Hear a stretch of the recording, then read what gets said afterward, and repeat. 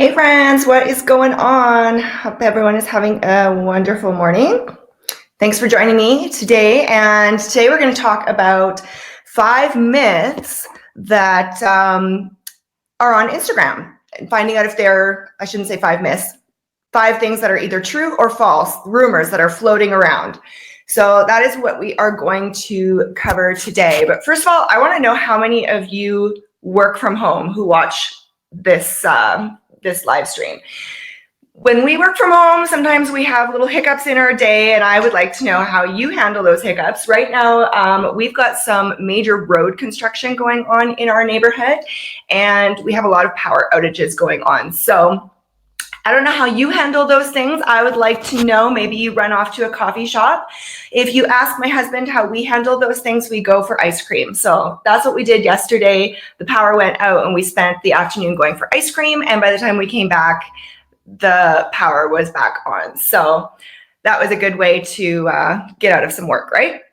So let's dive in and talk about these 5 rumors and find out if they are actually true or false. Hey, George, what's going on? So the first rumor flying around out there is the Instagram algorithm hiding your posts? Now, this one has been flying around for a little while now. Hey, Ron, what's going on? So I'm wondering if you guys who are on already, have you heard this rumor flying around that Instagram hides some of your posts? A while back, it was the talk was all shadow banning and don't use certain hashtags, or they might shadow ban your post and people aren't going to see your post. And I admit, I believed some of this stuff. And so today we are diving into whether or not this is actually true, because when the algorithm changes, sometimes we see a dramatic decline. And so we assume that something fishy is going on, right? So the rumor that has been going around, you've maybe seen these posts that go around. They go around on Facebook too, but on Instagram, they say that Instagram, it's like a text caption, and it says that Instagram has been limiting our posts so that no more than 7% of our followers see them. If you see this, like and comment yes to see our posts.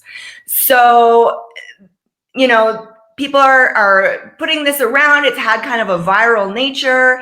And so we need to know if this is true, right? So before I answer that question, Ron is telling me I'm frozen. So let me know, guys, am I still frozen, or are you going to get this answer? Because you're going to want to know, right? So I'm just going to wait and let me know if we're still frozen. Okay. Looks good. So, So the truth is that no. As a matter of fact, Instagram is not hiding any of your posts. And this took on such a viral nature that Instagram actually addressed this with a bunch of tweets. So I'll read you exactly what it is that Instagram had to say about this. They explained that what shows up first in your feed is determined by what posts and accounts you engage with most, as well as other contributing factors such as timeliness of posts, how often you use Instagram, how many people you follow, etc. Then they added that they have not made any recent changes to feed ranking, and they never hide posts from people that you're following. If you keep scrolling, eventually you will see them all. Again, your feed is personalized to you and revolves over time based on how you use Instagram. So that is directly from Instagram themselves. So there you have it. This is false. Instagram is not hiding your posts. Like I said, it's understandable to be concerned when you see a dramatic decline. But really what's probably going on there is you have to understand that the Instagram app continues to grow. More and more businesses are joining and promoting their business and advertising their businesses with paid ads. So you've got a lot more competition, right? So, the thing is, you don't have to worry too much. Competition is out there, but nobody is like you. You are unique. And if you just stay true to yourself and use tactics that actually work, then you will be able to grow a thriving brand. So don't lose heart. So rather than posting these kind of desperate style posts, asking for people to like and comment so that you show up in their feed, remember, keep the conversation all about your brand and your products and your services, and really worry about authentic engagement. Just because you see somebody else using these tactics doesn't mean that it works, and it also doesn't mean that it's the right thing to be doing. It looks a little spammy and a little desperate, and that is the last thing you want people associating with your business. Am I right? So number 2 is, do Instagram comments have to be more than 3 words? Now, you may or may have not heard about this one, depending, what circles you roll in on Instagram. But if you have ever been part of an Instagram pod or an Instagram engagement group, then this is probably something that you are very familiar with. So if you're not familiar with what a pod or an engagement group is, it's not quite as popular today as it used to be, but it's a group of people that either make a group on Facebook or a group in, a chat online. And whenever you post something new, you let the group know, and the whole group has to engage in liking and commenting on your posts. So they're working on helping each other, get some engagement, get their likes up and things like that. So in my opinion, it's very, very time consuming. Don't bother with that tactic. That is my opinion. But like I said, if you have been a part of one of these engagement groups, then you have probably heard this, that you need to have, more than 3 words, emojis don't count, things like that. But according to Instagram, there is no evidence that, the emojis hold no value, or that, 1-word comments don't count. The Instagram algorithm actually doesn't see it that way. So, don't worry about this. If people are only leaving, emojis in your comments or only leaving 1 word, it still counts in the algorithm. You don't have to pay any attention to that. But do remember that genuine comments are valuable, and you do want people actually engaging with your posts. So how is it that you can get more authentic engagement and get people commenting and talking with you on social media? Well, the number 1 thing you can do is ask a question. Asking a question, you should always have a call to action in your posts, right? And a question would be a call to action, even if it's just to engage with you, right? So, go ahead and ask a question that's related to whatever it is you're talking about. And then when people answer you, you want to make sure that you engage back with them. Don't just leave them hanging, right? And the other thing that you can do is write longer captions so that you can connect with people. Short little, quotes or 2-word captions are cute and fun once in a while, but throw in a couple of, long style posts so people can get to know you, what you're all about, and have something to engage back with. So like I said, number 2 was, do Instagram comments have to be more than 3 words? No, that is false. So number 3 is, liking on and commenting on someone's post will show me more content from them. So, depending on how long you have been on Instagram for, you may remember back when the algorithm first changed, every influencer was asking you to turn on push notifications so that you wouldn't miss any of their posts and you'd get an alert when they were posting.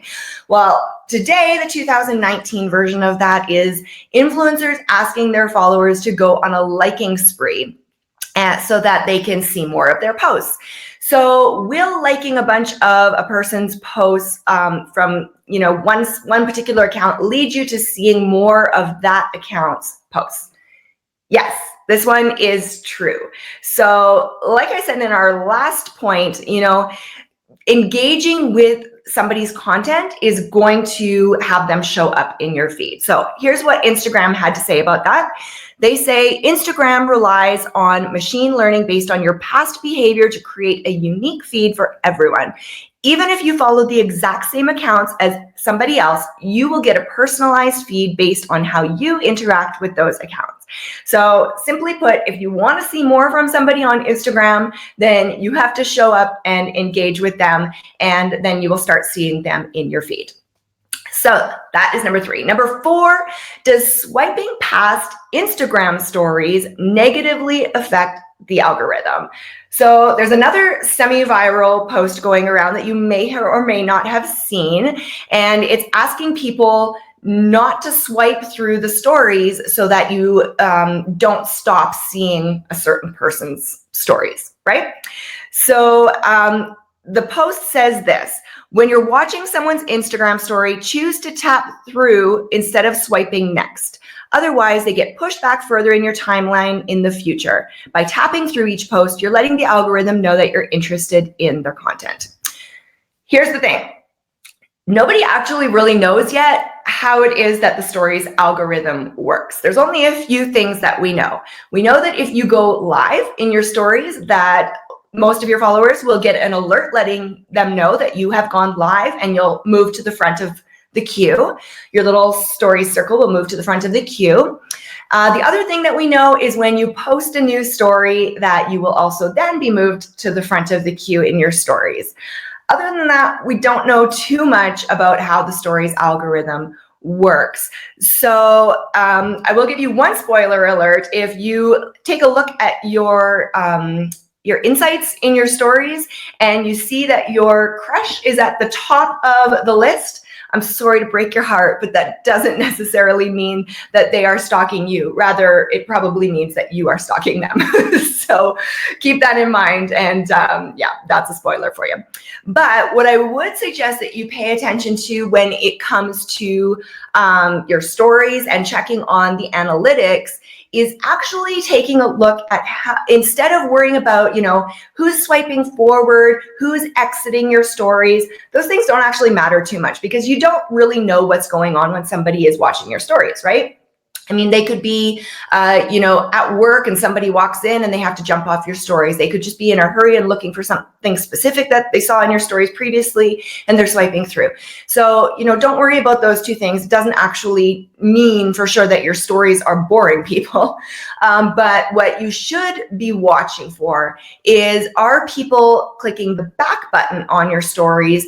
And are your people taking action, such as, heading to your profile from your stories? If you check out your insights, you will be able to get that information. And if those things are happening, you should be excited, because that means that you've either intrigued somebody so much that they had to go to your profile and see what's going on there, or you said something in the previous story that they really liked and they want to go back and take another look at that. So those are the things you should actually be watching out for when it comes to your stories insights. So number 5, does switching to an Instagram business profile negatively affect your account in the algorithm? So this was a big one when the business accounts first started rolling out. A lot of people were really concerned that the Instagram business profile was going to be a lot like the Facebook business profile, meaning that not a lot of your followers or fans are going to see your posts unless you pay to play, right? So, a lot of people that I know held back. I was even a little bit slow moving things over to business accounts, even for my clients. But it turns out that's not the case, and this has been a while now. So, for now, that's a myth, okay? So I can't say for sure what the future holds, if that will ever change. But Instagram was asked this question directly, and here's what they had to say. They say, Instagram does not give extra feed presence to personal accounts or business accounts, so switching won't help your reach.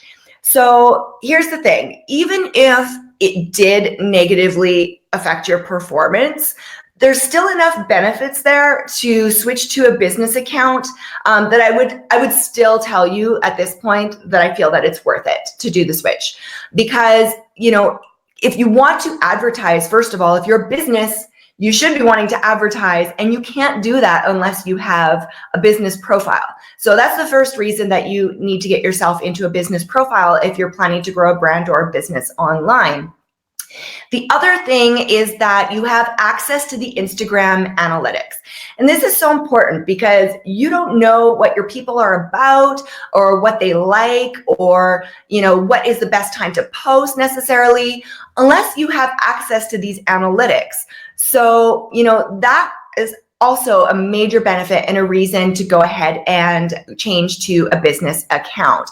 And of course, once you have a business account, you're now able to save time by scheduling your posts to auto post using a tool like Later, Buffer, or Planoly. And that is a big time saver. So I would definitely suggest going for the business account for that reason as well.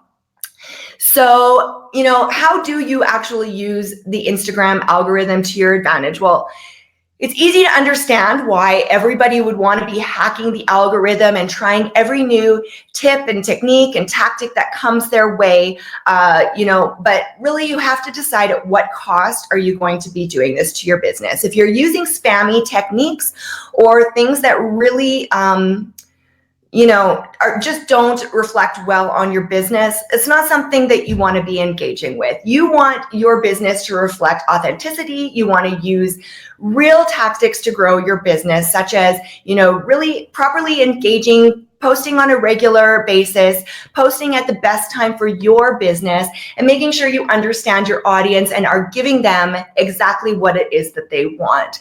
So overall, my recommendation is that you focus more on building a brand, creating great content, making those real connections, instead of trying to hack the algorithm at any chance that you get. So, you know, if that's just too much for you to think about and you've just got better things to do, like running your business, my company, Socialize Your Biz, takes care of that for you. So if you need done for you services, reach out to me and, you know, we can have a little chat and see if that's something that would be right for you. If you're just thirsty for more tips and you love this stuff and you want to do it yourself, then come join us in the Socialize Your Biz community. There's a link down below, and, you know, you can ask questions there, get to know people, network, and of course, you're going to get more tips on a regular basis as well. So thanks for hanging out with me today. I hope that those tips were helpful for you. If you have any questions about those things, or have any other tips or rumors that you want me to find out for you if they are true or false, let me know in the comments down below, and I would love to dive into that for you. So thanks, guys, and have a great day. Bye.